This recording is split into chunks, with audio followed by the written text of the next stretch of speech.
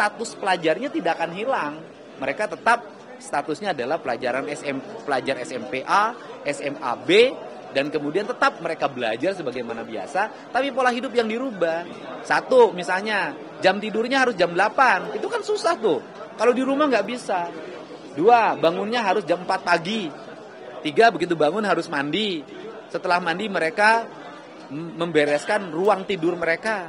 Setelah itu mereka membersihkan lingkungan halamannya. Setelah itu mereka harus sarapan pagi.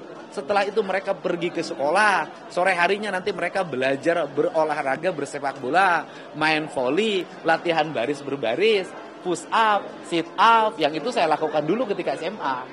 Hari Senin Kamisnya diajarin puasa Senin Kamis. Setelah maghrib mereka belajar mengaji bagi muslim. Kan bagus. Kan ini arah pembinaan yang tidak didapatkan di ruang lingkup kehidupan pribadi mereka di lingkungan rumahnya. Dan tidak ada pelatihan militer. Jadi masuk barak militer bukan latihan perang-perangan, bukan. Membantu membangun kesehatan pikiran, kesehatan mental, dan kesehatan raga mereka agar mereka menjadi anak-anak yang bugar, tidak minum, tidak merokok, tidak makan eksimer, tidak minum ciu.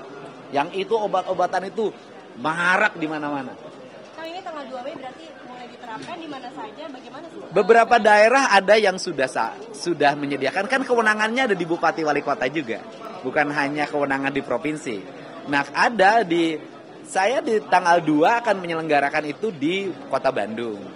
Tetapi Kabupaten Purwakarta, bupatinya udah telepon saya, sudah siap untuk melakukan pembinaan kerjasama dengan Batalion Armed 9 Pasopati. Kemudian Kabupaten Cianjur menyatakan sudah siap. Nanti malam saya cek lagi yang Bupati Wali Kotanya memiliki kesiapan. Bisa 6 bulan, bisa setahun. Tetap belajar di sekolah. Tetap belajar, mereka tetap melaksanakan kegiatan belajar mengajar, gurunya mengajar di sekolah. Cuman bedanya mereka melaksanakan kegiatan itu di areal komplek militer atau Polri. Nanti ada ruang kelasnya. Nanti ada guru yang dari sekolah di mana dia asal untuk berkunjung. Nggak ada problem apapun. Saya dulu pernah membuat ruang itu dengan membuang ruang sepak bola. Saya bukan baru loh. Saya dulu bikin sekolah sepak bola namanya Asad Jaya Perkasa yang sekarang pemainnya sudah banyak menjadi pemain nasional. Mereka dimasukkan dalam barak komplek, kemudian mereka dididik sekolah sepak bola dan mereka terafiliasi pada sekolah-sekolah tertentu dan berhasil menjadi pemain-pemain timnas, pemain profesional hari ini. Tapi kategori bermasalahnya seperti apa misalnya?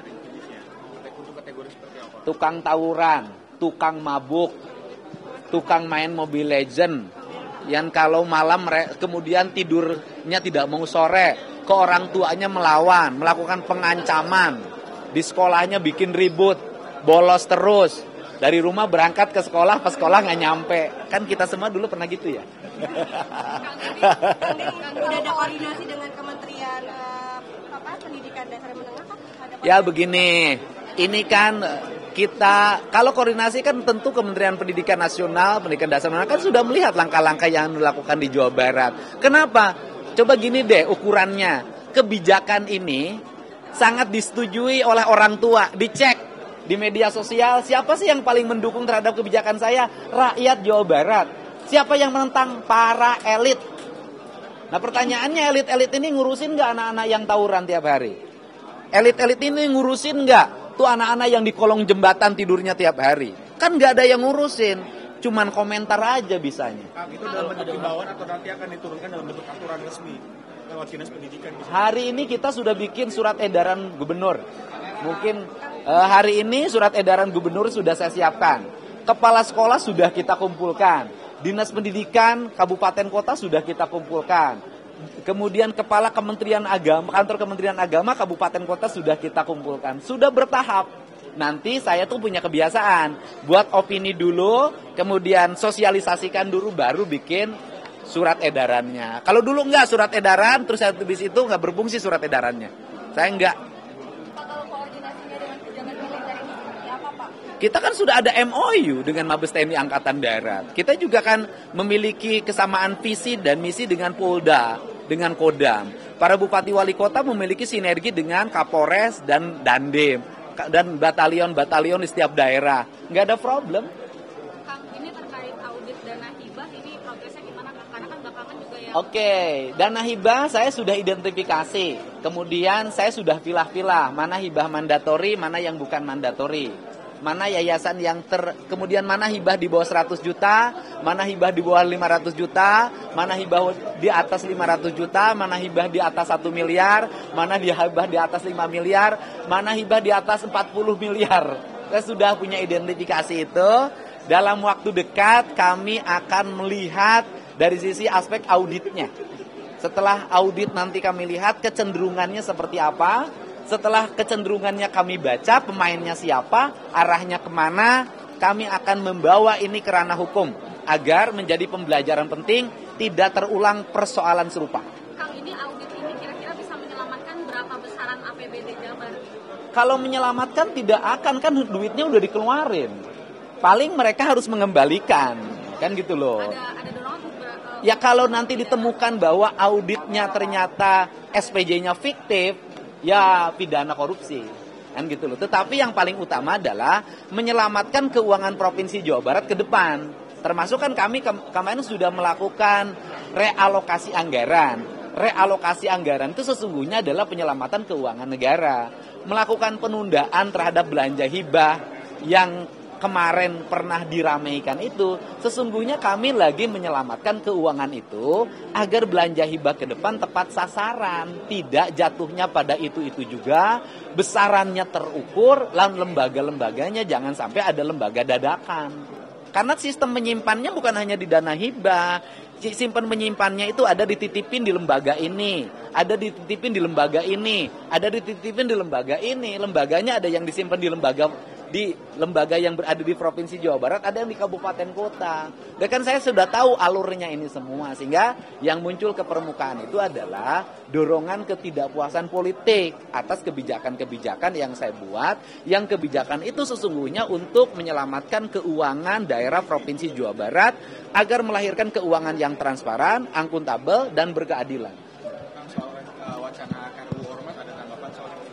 Ya kalau RUU kan kewenangan pusat ya, kemudian kewenangan DPR, kewenangan pemerintah. Prinsip dasar bagi kita di Provinsi Jawa Barat adalah satu hal saja. Kita ingin daerah-daerah ini aman, tertib. Kita ingin orang berkumpul dan berserikat itu untuk mendorong pembangunan, membuat iklim investasi menjadi sehat, membuat iklim investasi menjadi kompetitif, dan melahirkan daya dukung terhadap sumber daya manusia, khususnya sumber daya manusia di Jawa Barat. Dan melahirkan orang-orang yang senang bekerja, bukan senang berkumpul saja, tidak mau bekerja. Ya. Bang Diri, Ya. soal wacana kebijakan soal larangan wisuda ini kan jadi sorotan.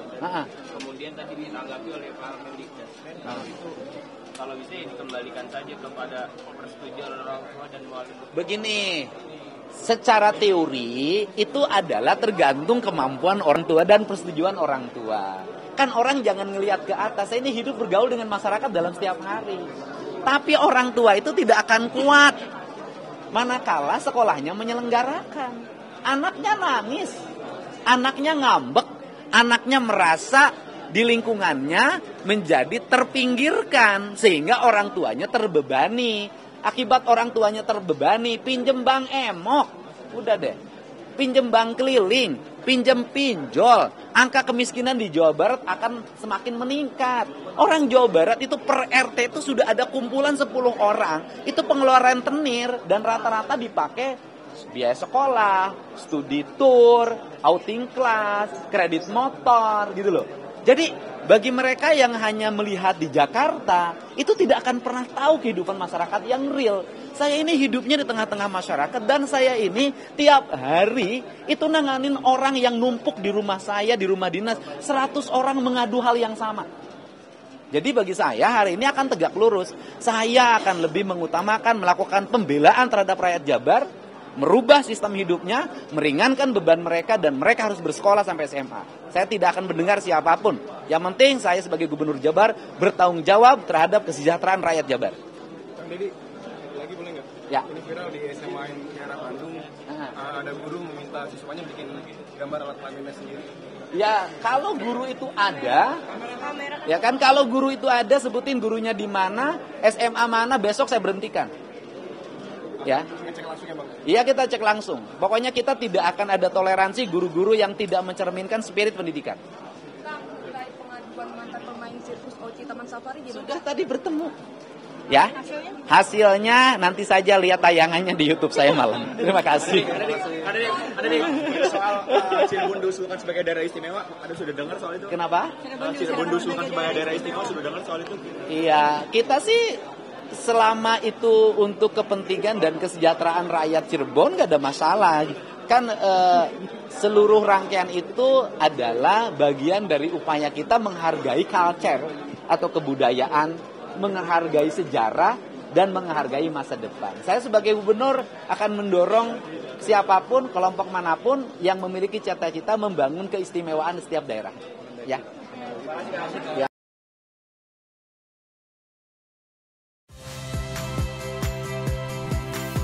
Saya Radi Saputro. Saksikan program-program Kompas TV melalui siaran digital, pay TV dan media streaming lainnya. Kompas TV, independen, terpercaya.